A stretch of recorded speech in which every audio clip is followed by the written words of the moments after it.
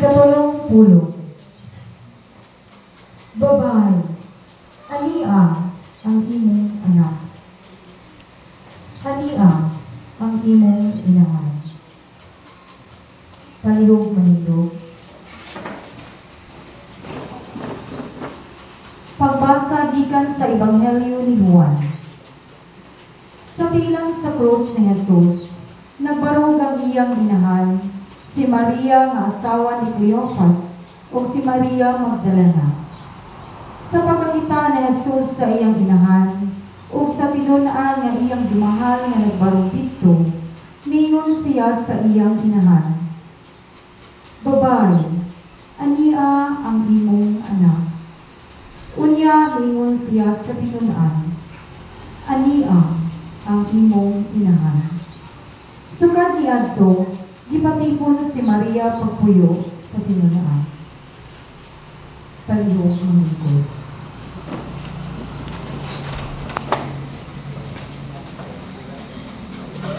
Una-una ang atong Ginoong Jesus nag-antos nga nagbitay sa krus, ilalong sa hilabihan nga kainit sa adlaw. Gikunis-kunis sa unod, grabing kahapdos sa mga samad, nag-antos sa tuwang kasakit. Bisan pa nga ni anak, wala siya maghunahuna sa iyang kaugalingon, kundi sa iyang kinalangga na inahan, nga nagbarog sa tilang sa krus. Ang iyang inahan nagauban kaniya sa matag lakang sa dalan, paingon sa Kalbaryo. Saksi sa kapait nga nahiaguman sa iyang pinalanggang anak. Gipahimutan ang tanan una siya makabsi sa iyang gininhawa. Iya gisalig ang iyang inahan ngadto sa pagatiman kang Juan, iyang pinalanggang disipulo. Ania ang imong inahan. O ngadto kang Maria, iyaw sa bisalig ang iyang disipulo. Babae, ania ang imong anak. Kini nga mga pulong ni Kristo nagpakita sa malumong nga emosyon, pagpakita pag-atiman o dakong paghigugma. Si Kristo sa iyang katapusang mga gutlo, gilibutan sa lawong nga kasubok. Si Maria, iyang inahan, nakasaksi sa pag-antos sa iyang pinalanggang anak. O si Juan na nagbarog usab tupad kaniya, nakasinapi og dakong kasubok. Kini gudluha sa kabuol, nagpasihugda sa hinabihang kasakit nga giadto sa inahan ug anak. Bisan pa man kini, naghatag o makahulugan nga mensahe alang kanatong tanan ug kana mao ang pagsunod sa kabubuton sa Dios ug pagtugyang sa tanan ngadto sa Amahan. Ang sugod ni Kristo ngadto kang Juan o kang Maria nga tan-awa wala lamang magkonektar kanila sa pag-atiman sa usab-usab, kundi nagpasihugda usab sa kahinungdanon sa atong relasyon sa usab-usab. Kini nga pamulong ni Kristo usa ka pagdapit nga hingpit nga makig-uban kita sa usab-usab. Pag-ila sa mga paginahanglan sa uban, pagigsimpatiya ug ang pagtabang. Ang pagpamalandong niini nga mga pulong ni Kristo nag-aghat kanato sa pag-ila o paghuna-huna kunon sa kita nga klase nga pagkasumusunod ni Kristo. Nakasabot ba gayud kita sa mga pamulong ni Kristo sa pagtanaw sa uban sama sa pagtanaw ni Kristo kanatong tanan? O di kaha, nagpakabutabungon lamang kita sa paghimo niini? Kung mauhon man gani, mga tigpakaron ingnon tadi ay kita. Kini nga buhat, dili gayud malipay ang atong Ginoo. Sa atong pagsakaksa nga kinabuhi, kanunay kitang naghuna-huna sa atong kaugalingong mga panhaw. Nga mo'y nakapabutabungol ka nato sa paglantaw sa mga hilong ng mga kasinatian na giatubang sa uban.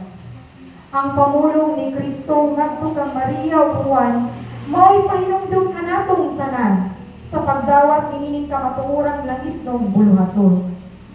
Kitang tanan tanan giaghat sa paghimo niini. Ang panawagan nga tanawa mo'y usa ka pahinumdom nga kita mugahin o ganay pagpakabana sa uban sa adlaw-adlaw nga pakiguban kanila.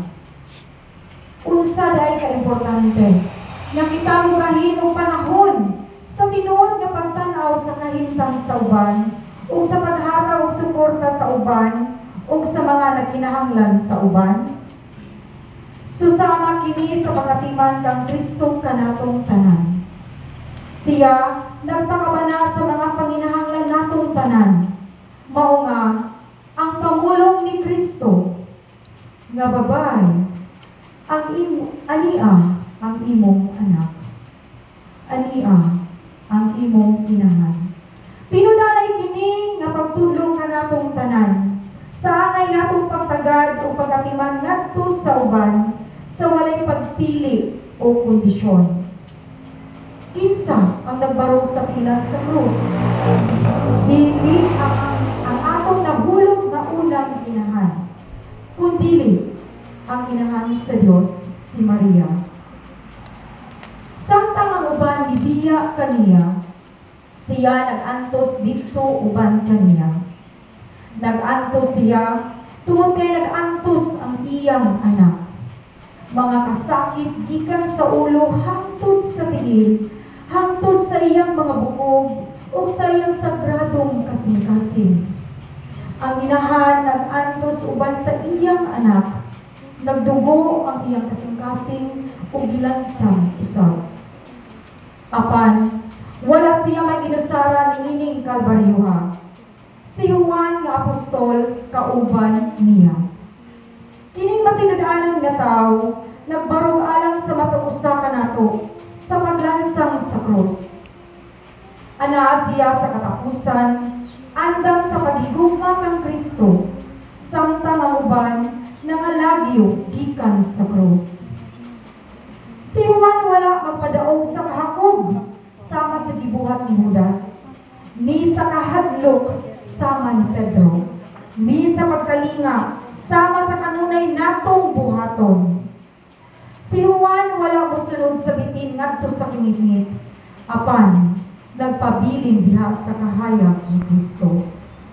Si Juan nagtudlo sa pagpamalandong sa atong relasyon ngadto kang Kristo, sa paguban kang Kristo kanunay, sa pagatiman sa mga ibang sugong kanato ni Kristo, o sa pagbuhat niini nga kinasing-kasing. Niining panahon na, kung daw ang kahuyang mulamoy kanato, kinahanglan kita mudamo sa tilan sa gilansang na Kristo.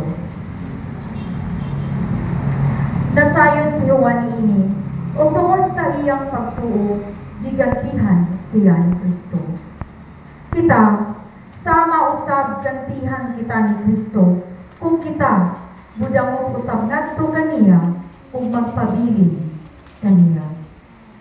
Si Kristo uban sa pipila sa iyang katapusang mga pulong, naghatag og hingpit nga gugma kanato ug sa iyang inahan nga atong inahan usab.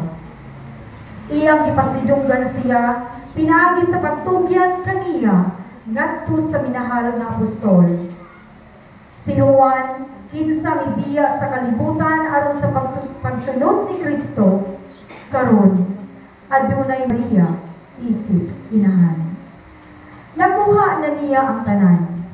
Diin si Juan nakaangkon, kita usab mahisama kaniya. Gihatag ni Kristo si Maria kanato aron mahimong atong inahan ug kita karon iyang mga anak. Ang presensya ni Maria sa tilan sa krus naghatag og suod nga pagtan-aw sa kasing-kasing sa usa ka inahan. Ang iyang kaguol nagsalamin sa kasakit sa pagtan-aw sa usa ka minahal nga bata nga nag-antos. Bisan pa taliwala sa iyang pagkawalay paglaom, siya adunay kalig-on o pagkamalaho tayo. Ang hilong nga pagsaksi ni Maria nagtudlo kanato, may tungod sa kinaya sa gugma nga nag-antos sa kasubo, mawalay pagkawala sa paglaom. Sa iyang kalig-on, siya nag-auhag kanato sa pagpabilin nga presente sa atong kaugalingong mga panahon sa pag-antos. Nga nagpakita kanato kung unsang paagi ang gugma makasustenir kanato bisan sa pinakangit-ngit nga higayon. Sa tilan sa krus, ipahinumduman usab kita sa pag-ugmad sa empatiya.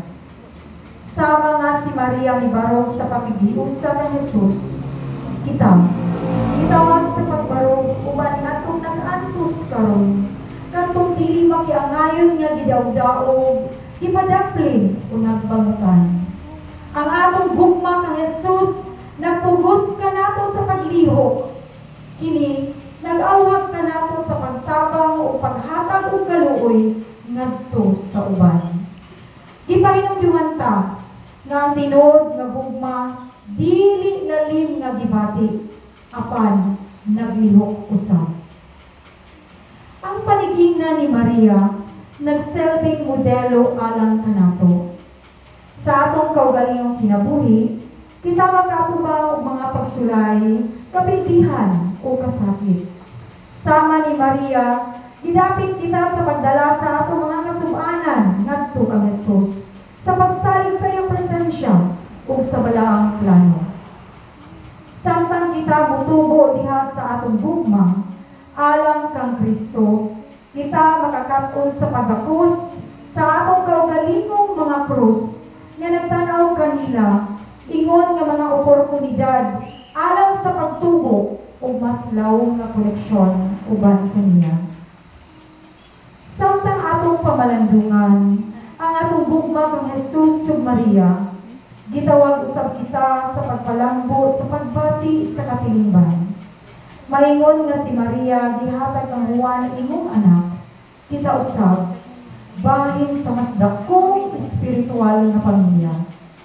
Ang atong gipaambit nga gugma alang kang Kristo naghiusa kanato, nagdapit kanato sa pagsuporta o pagbayo sa usab-usa diha sa pagtuo. Sa mga panahon sa kalipay o kasubo, makakita kita og kalig-on sa atong mga koneksyon, mag-awag sa usab-usa sa paglahutay o sa pagigugma nga mas lawom. Sa pagpamalandong sa gugma alang kang Jesus sa krus o sa gugma nga gipakita ni Maria sa pilan ini, nadali kita sa usa ka lawom nga relasyon sa duha. Ang ilang gugma kanato may tungod sa sakripisyo, empatiya o komunidad. Atong gawaton kini natawag sa pagigugma pagkat-on gikan sa ilang mga ehemplo ug himuang ang atong pagtuo mupahibalo sa atong mga aksyon. Hinaot nga atong dadon ang mga leksyon sa krus sa atong inadaw-adlaw nga kinabuhi nga magtugod sa gugma ni Kristo nga modagay kanato samtang kita makalagad o magsuporta sa usab-usa sa atong diambitan nga panaw sa pagtuo. Sa mga pulong ni Kristo, gipahinumduman kita sa lawom nga gugma nga nagbugos kanato ingon usa ka komunidad. Kita gidapit sa pagmamuma sa mga relasyon, sa pagmamuma sa usab-usa ug sa pagpangita sa kaupayan diha sa nagsuporta nga pagtuo. Atong dadon kini nga mensahe sa atong kinabuhi nga makita ang matag tao isip usa ka gimahal nga sakop sa atong pamilya. Higugmaon sila sama sa paghigugma ni Kristo kanato. Sama nga si Maria ug Juan nagtukod og bagong bugkos sa pinglan sa krus. Kita usab gitawag sa paghimo o pag-ig-on sa atong mga koneksyon sa usab-usa nga naglangkob sa gugma sa Dios. Amen. Palihog mga Lord.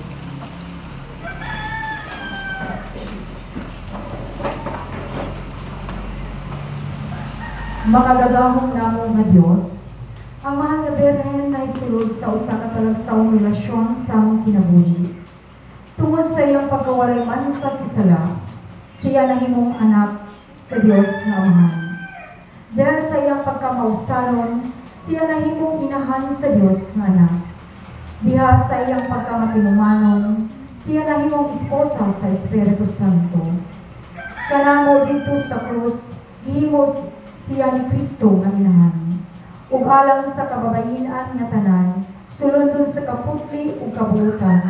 Itugos nga pinabangan sa iyang pangaliya, human sa mga pagsulay niining kinabuhian, kami moabot diha sa langit. Kini among gipangayo, pinagi ni Kristo among Ginoo. Amen.